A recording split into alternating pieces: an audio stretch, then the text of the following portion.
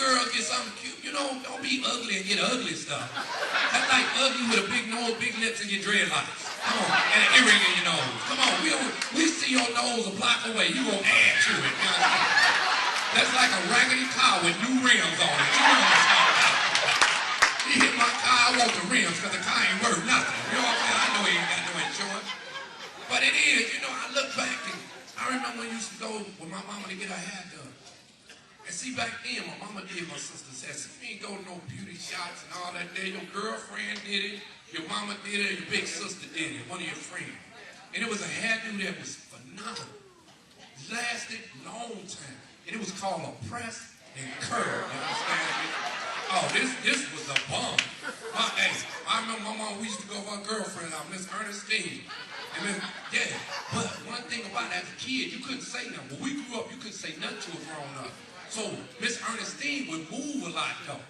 So, but only time you knew you was at her house, she always had a door, a screen door with no screen in it. Never had screen in it, and it always smelled like burnt hair when you got to the door. So you knew where you was at. And she used to knock on the door, and we'd be waiting. In my mind, I'm a kid, I'm like, what we waiting for? Why we can't just walk through the screen door and go in? You know what I'm saying? Miss Ernestine take a long time, you know what I'm saying? She's like, I will bust you in your face, you go to that door. I ain't raising you to be ignorant. This lady take 3 hours to get to the door. You know she got them house shoes you don't pick up, you know what I'm saying? You know? I'm looking around, I was like, hey, she gonna have to do something. I thought that to myself, but you know I ain't saying that to her.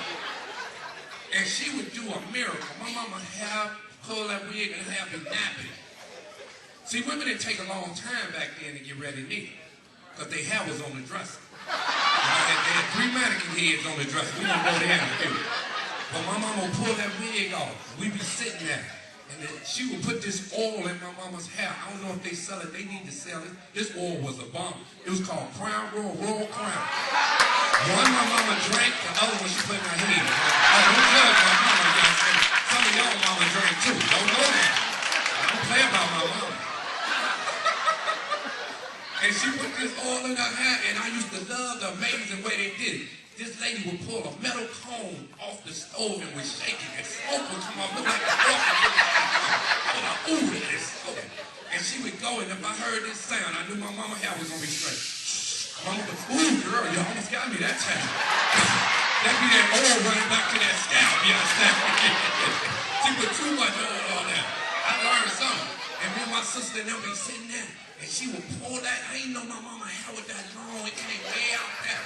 And she would get through pressing her hair all the way down. We look at each other, we got Indian in us. Right, that's right. You want to be anything but pure black back then out there. You want to play bow leg and everything. But it was amazing. Then she would pull these curling irons with no cord on the new school off the stove. Sound like a pair of pliers. Clink, clink, clink, clink. And she was bad. She could spin them and everything. I was like, ooh, you should be in a karate movie or something, girl. You tell them about burning them. And she would take the hair, pull the hair, touch the hair, then grab it and roll it. And I never understood why she grabbed, touch the hair. Just roll the hair up and let's go. You taking too long. So one day my mama was rushing her. She was like, girl, you're going to have to hurry up because I got something to do and you just going to have to hurry up. And the lady blinked and she grabbed it off the fire, put it on my mama, went to grab it and curl it, all that burnt out. She would tell my mama, girl, all your ends falling out. Like, I want to tell, but I know if I say something, she's going to bust me in my mouth. You know what I'm saying? But you ain't supposed to talk to grown folks. I just started crying. The lady thought I was retarded. I wasn't retarded. It was that today was parent-teacher conference day. And I don't want my mama or my daddy going, so both of them got to receive hairline now. You know what I'm saying?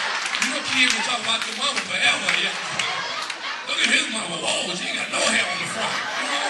You stay home, I get my own report card some type of way. You know? And we did though. We did things. We ate together. And I don't mean no harm, people. But it seemed like the less we had, the better we lived. The less we had, the better we treated each other. Because I remember as a kid, if an ice cream truck came, my mama and daddy wasn't around or something, and I ran to that truck with the rest of them kids, 10 times out of 10, I'm going to get some ice cream. Because somebody else, they raised all of us, and they going to buy me some ice cream. I wasn't going to leave there and watch other kids eat ice cream. You know what I'm saying? And another thing